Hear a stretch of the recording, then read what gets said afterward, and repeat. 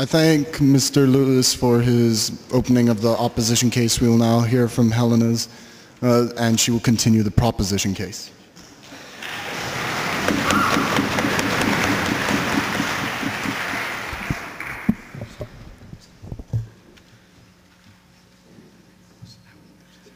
Ladies and gentlemen, we all know that the Canadian identity rests on this principle of being a leader in the fight of global problems. And we know how to do it without a gun here in Canada.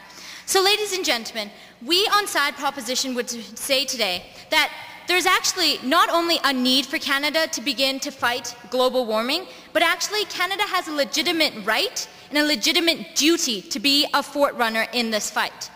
That's what I'm going to be speaking about today, and I'm actually going to follow that up with concrete evidence of how carbon taxes work, how carbon taxes are effective, and how carbon taxes do not disrupt the economy of any nation.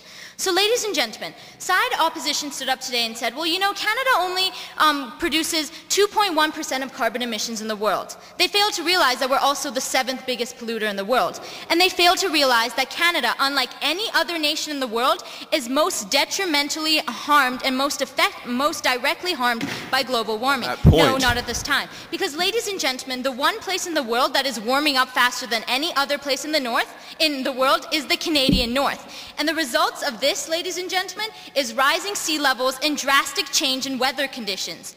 Now, Side Opposition would say, well, what does it matter if these things are happening? Well, the fact of the matter is that these things that are happening in the north are having a direct effect on the lives of Canadians here in the west and in the east. Because, ladies and gentlemen, we saw in 2003 with the Hurricane Juan that hit Nova Scotia, the worst epidemic, which actually caused emergency response that was worse than that of the Halifax explosion in 1917. Just last year, we saw the storms... I'm sorry, that's a statistic and you can't actually deny it. Just last year, we saw the storms that hit BC, the most drastic in the world. We ended this year with the hottest summers, the coldest winters, and the most detrimental storms that have hit Canada. So there's our need to actually address the problem because it's directly hitting Canada, and global warming is directly affecting the North, which is directly affecting the rest of the world. Side Opposition really needs to concede that point. So ladies and gentlemen... On that point? No, sure, I'll take you right now. This debate isn't about whether global warming exists. Well, no, it's about whether Canada unilaterally can fix global warming. See, that's a good point.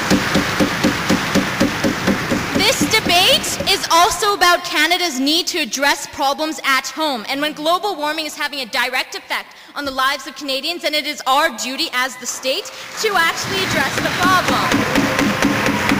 So now, ladies and gentlemen, let's actually look at carbon tax, because we know we need to address the problem, but will carbon taxes work? Because Sean set out a really good model. It was actually really great. I can't imagine rebutting it. So let's look at nations that actually have the carbon tax that we want to initiate, because in our plan, we want to have a carbon tax that not only hits the consumers that are spending too much and are contributing greatly to carbon emissions, but we want to hit the hard industries. So let's look at places in the world where carbon taxes have actually been initiated to hit hard industries. That would be Denmark. Now, Side Opposition spoke about Denmark in their speech, and they said, well, you know, economically, Denmark has been hurt by carbon taxes. But that's actually not the case, ladies and gentlemen, because now Denmark is a leader in actually generating renewable resources. 20% of Denmark's electricity actually comes from windmills now, which is a far cry from 10 years ago where none of it came from that. Yes? So if Denmark's the leader in green technology, how can Canada be the leader in green technology, as your first partner stated? I suggested that Denmark is actually being able to be competitive on the global scale, A. B, I'm using this as an example of how carbon taxes work. And C, I'm actually saying that if Denmark is actually been successful at using the carbon tax, then the Canadians can also be successful because we're bigger than Denmark and we're better than Denmark. So ladies and gentlemen, what we can see is that in the past 15 years, in the past 10 years, Denmark has cut carbon emissions by 15%. So what we actually have in this case is Denmark has been able to be successful on the global market because they're actually not the #1 investor in renewable resources and renewable resources. Thus, they're economically still competitive on the global scale. B, we see that the carbon tax is working there. And C, and most importantly, we're seeing that carbon emissions are actually being actually decreased to a significant amount. So now, ladies and gentlemen, let's look at the case that side opposition brought forth today. Well, their first point, ladies and gentlemen, was the Canadian economy. And they spoke about how factories are going to close. They didn't actually mention which factories are going to close. And they said that there's going to be too much resistance and the loss of jobs.